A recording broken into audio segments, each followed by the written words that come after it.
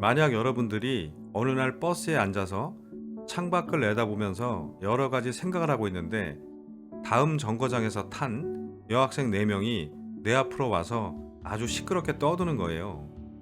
이럴 때 여러분들은 어떻게 하시겠어요? 1. 그냥 모른 척한다. 2. 이어폰을 꺼내서 음악을 듣는다. 3. 내려서 다른 차를 탄다. 4. 조용히 해달라고 요청한다. 안녕하세요. 지혜의 중심을 찾는 해법, 지중해 TV입니다. 여러분들은 나이가 들면 지혜로워진다는 말에 동의하시나요? 저는 동의하지 않습니다. 나이가 들면 경험이 많아지니까 그만큼 깨닫는 것이 많아지게 하겠지만 그렇다고 모두 지혜로워진다고 생각하지는 않아요. 가끔 어른이 얘기하니까 라는 말을 자주 하는 분들이 있는데 그런 사람 치고 진짜 어른 같다는 느낌을 가져본 적이 없는 것 같아요.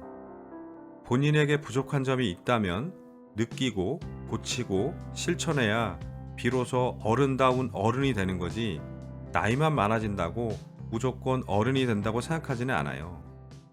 실제 살다 보면 아이보다 못한 어른들도 많잖아요.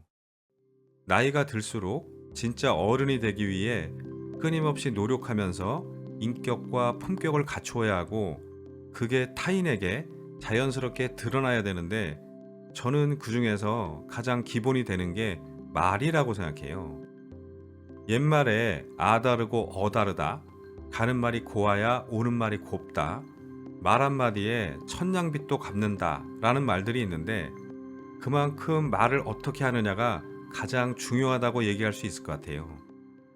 그런데 우리는 초등학교, 중학교, 고등학교, 대학교를 다니면서 학교에서 많은 것들을 배우지만 사실 어떻게 말해야 되는지는 제대로 배우지 못해요.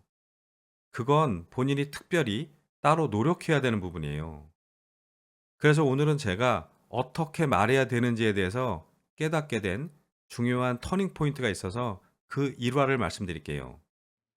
저는 충청북도 깊은 산골에서 살았기 때문에 근처에 학교가 없어서 버스를 타고 읍내에 있는 초등학교를 다녔는데 30분 정도가 걸렸어요. 그런데 어느 날 학교 끝나고 버스를 탔는데 그 안에 저희 큰이모가 먼저 앉아 계시더라고요. 큰이모는 저희 집과 아주 가까이 사셨거든요. 그리고 평소에 신사임당 같은 이미지가 있어서 제가 큰이모를 아주 좋아했어요.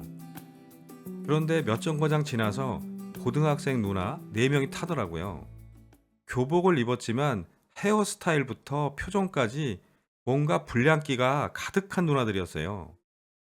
한마디로 학교에서 껌 좀 씹을 것 같은 캐릭터들이었는데 역시 버스에 타자마자 시끄럽게 떠들기 시작하더라고요. 선생님 얘기부터 최근에 사귄 남자친구들까지 마치 랩 배틀이라도 하듯 신나게 쏟아내더라고요. 그런데 그 말 중에 70% 이상은 욕이었어요. 뭐 존나는 기본이고 정말 육두문자의 향연이었는데요. 어린 나이인 저에게도 귀에 거슬릴 정도로 욕쟁이 할머니의 신세대 버전 같은 느낌이었어요. 그렇게 5분 넘게 큰 소리로 계속 떠드는데도 버스 안에 계신 어르신 중에 누구 하나 제지를 안 하시더라고요. 보통 이런 경우 꼬장꼬장한 할아버지 한 분 정도가 너희들은 집에 부모가 없냐? 학교에서 뭐 배웠냐? 정도의 단골 레파토리를 설파할 만한데 아무도 말씀이 없으시더라고요. 그런데 그 모습을 계속 지켜보던 저희 큰이모가 결국 지나가는 말처럼 한마디 하시더라고요. 아휴, 얼굴이 저렇게 예쁜 것들이 말까지 예쁘게 하면 얼마나 좋아? 그 여학생들한테 대놓고 한 말도 아니고 그냥 혼잣말처럼 나지막하게 하신 말씀이었어요. 그런데 갑자기 그 누나들이 조용해지더니 이후에는 들릴까 말까 할 정도로 아주 소곤소곤 얘기를 하더라고요. 저는 그때 그 모습을 보면서 적지 않은 충격을 받았어요.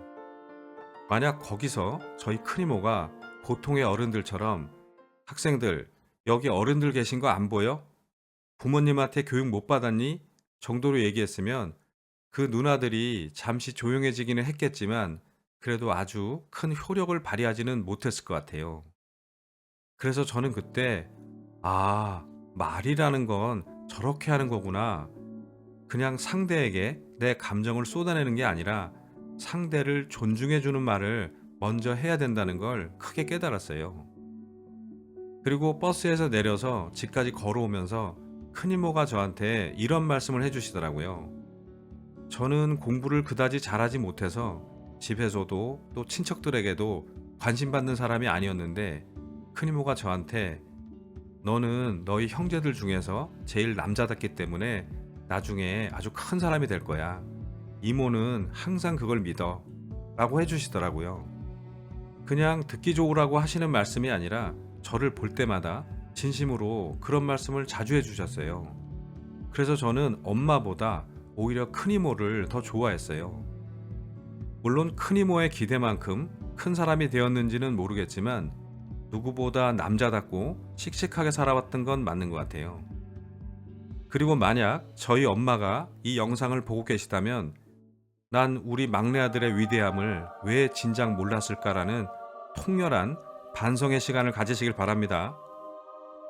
암튼 오늘의 주제는 말이고 구체적으로 말을 어떻게 해야 되는지에 대해서는 제가 앞으로 꾸준히 알려드리겠지만 일단 먼저 말씀드리고 싶은 건 우리가 누군가에게 무슨 말을 하고 싶을 때는 그 사람을 먼저 인정해주고 존중해주는 말부터 하면 본인이 하고자 하는 내용이 훨씬 더 잘 전달될 거란 얘기예요. 물론 말로만 해서는 안 되고 말은 생각을 담는 그릇이니까 평소에 그렇게 생각을 하고 있어야 돼요. 상대의 좋은 점을 먼저 생각하고 있으면 그게 자연스럽게 말로 나오게 되어 있거든요. 즉, 자주 볼 수 있는 사람이라면 우선 관심을 갖고 그 다음에 관찰을 하고 그 다음에 단점보다는 장점을 먼저 찾고 그걸 표현해 줄 줄 알아야 된다는 거예요. 상대가 독심술이 있다면 모를까 그냥 생각만 하고 있으면 알 수 없기 때문에 꼭 말로 표현을 해줘야 돼요. 그리고 처음 보는 사람이라도 좋은 점을 먼저 찾아보려는 습관을 가지면 자연스럽게 좋은 말을 하게 되어 있어요. 좀 예를 들어 드리면 우리가 직장 생활을 할 때 좋은 상사도 있고 아닌 상사도 있고 진짜 뭐 같은 상사도 있죠. 그리고 신입 때는 아무래도 경험이 부족하니까 몰라서 일을 잘 못할 때가 많잖아요. 그래서 상사가 내가 일을 해온 게 마음에 들지 않는다고 다시 해오라고 할 때 그냥 알겠습니다 라고만 하지 말고 전 평소에 과장님 또는 부장님을 이 분야에 진짜 고수라고 생각하는데 어떻게 해야 되는지 좀 더 방향성을 잡아주세요 라고 얘기해 보세요. 그럼 아마 더 친절하게 가이드라인을 줄 거예요. 그리고 제가 대리 정도 되었을 때 아주 자주 써먹는 멘트가 있었는데요. 그 당시에 부하 직원들과 술 마시는 걸 좋아하는 부장님이 있었는데 문제는 워크홀릭이어서 술자리에서도 자꾸 일 얘기를 하면서 많이 혼내시는 분이었어요. 그리고 알코올의 흡수량이 많아질수록 점점 더 혼내는 강도가 높아지는 분이었어요. 한마디로 3X 같은 상사죠. 그래서 저도 몇 번 혼나다가 어느 날 제가 이렇게 말을 했어요. 저는 부장님이 제 인생의 멘토라고 생각하기 때문에 아무리 저를 혼내셔도 나중에 부장님 장례식에서 관을 드는 사람 중에 제가 꼭 있을 겁니다. 이렇게 말을 했더니 갑자기 부장님이 침묵을 하시다가 조금 있다가 울컥 하시더니 고맙다 라고 하시는 거예요. 그러더니 이후에는 저를 혼내시는 일이 별로 없더라고요. 일을 정말 잘하시는 분이라 배운 것도 많고 배울 것도 많아서 그냥 평소의 생각을 말씀드린 건데 그렇게 큰 반응이 나올지 몰랐어요. 암튼 마음속에 있는 말을 했다는 게 중요한 거죠. 그리고 나중에 저도 팀장이 되어서 사장님과도 술자리를 자주 하게 되었는데 업무 성과가 좋지 않다고 저를 포함해서 직원들을 많이 혼내시길래 제가 비장의 카드를 꺼냈어요. 아무리 저를 혼내셔도 저는 사장님이 제 인생 롤모델이기 때문에 나중에 사장님 장례식장에서 관을 드는 사람 중에 제가 꼭 있을 겁니다. 라고 했어요. 그런데 역시 사장님이 잠시 침묵을 하시길래 아, 감동받으셨구나. 역시 진심은 통하는구나 생각했는데 저한테 뭐라고 했는지 아세요? 뭐야, 나보고 먼저 가라는 거야?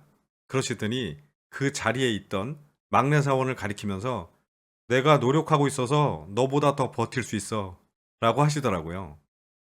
그래서 술자리가 완전히 폭소 분위기가 된 적이 있어요. 진짜 고수죠. 그리고 역시 자수성가한 경영자는 내공이 다르구나 라는 걸 다시 한번 깨달았어요. 암튼 이렇게 내가 직장 상사를 어떻게 생각하고 있고 어떤 마음과 자세를 가지고 있는지 평소에 준비해 두고 결정적인 순간에 그 말을 해야 돼요. 그래야 직장 생활이 편해져요. 물론 이건 아부랑은 다른 거예요. 그 다음에 이 영상을 어느 정도 직급이 있는 분들이 보실 수도 있으니까 직원들에게 말하는 방법에 대해서 팁을 좀 드리면, 저는 예전에 광고회사 그리고 기업 컨설팅 회사를 운영한 적이 있었는데요. 가끔 직원들이 해온 일이 마음에 안 들 때가 있잖아요. 그럴 때 그냥 다시 해와. 이걸 일이라고 했냐? 회사 그만 다니고 싶어? 이런 식으로 꾸짖기보다는 그동안 네가 해온 일들이 마음에 안 드는 경우가 별로 없었는데 이번에는 기대에 못 미치는데 도대체 이유가 뭘까? 나한테 설명해 줄 수 있겠어? 라고 얘기해요. 그럼 본인이 부족했던 점을 스스로 찾아보고 좋은 결과물을 다시 가져와요. 또 비슷한 상황에서 이렇게도 얘기해요. 나는 네가 이 분야만큼은 최고 전문가가 될 거라고 생각하는데 이번 일은 전문가의 솜씨처럼 느껴지질 않네. 내가 어떻게 이해하면 될까? 라고요. 그리고 조금 유머스럽게 표현하면 나는 네가 일을 잘해서 평소에 내 오른팔이라고 생각하는데 이번 일을 보면 왼팔인가 싶네. 어떻게 생각해? 라고 얘기해요. 물론 말로만 그렇게 하면 안 되고 평소에 그 직원을 진짜 그렇게 생각하고 있어야 되고 진심을 담아 본인에게 직접 표현을 하면 훨씬 더 좋은 성과를 낼 수 있다는 거예요. 왜냐하면 자신을 인정해주는 사람을 실망시킬 수는 없잖아요. 아무튼 이렇게 상대의 장점을 먼저 찾고 인정해주고 직접 표현하는 습관을 가지고 있으면 어디를 가든지 좋은 인간관계 그리고 성과를 내는 조직을 만들 수 있어요. 앞으로 더 구체적인 방법들을 많이 알려드리겠지만 오늘은 여기까지 하고, 여러분들이 꼭 기억해야 하는 핵심은 이거예요. 말은 신용카드와 같다 라고 생각하시면 돼요. 잘못 쓰면 부채가 되지만 잘 쓰면 포인트가 된다는 거예요. 그러니까 나쁜 말은 아끼고 험담은 농담이라도 하지 않는 게 좋고, 반대로 좋은 말은 자주 사용하는 게 좋고 유머를 섞어서 하면 더 좋다는 거예요. 아시겠죠? 자, 그럼 진짜 여기까지 하고 좀 더 구체적인 방법을 알고 싶고 더 많은 지혜의 포인트를 쌓아가고 싶은 분들만 구독, 좋아요, 알림 설정을 누르고 다음 영상에서 뵙겠습니다. 감사합니다.